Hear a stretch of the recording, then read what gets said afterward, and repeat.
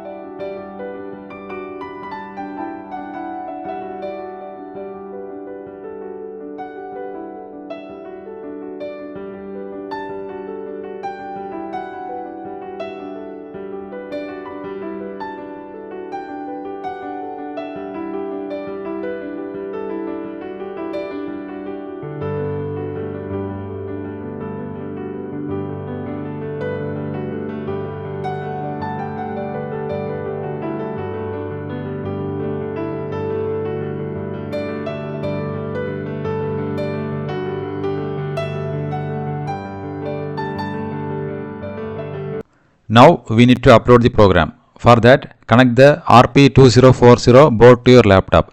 Before connecting the board, press the boot button in the board and then connect the cable to the board. Once you connect the cable, then release the boot button. Now go to your this drop down, and here the port will be already selected.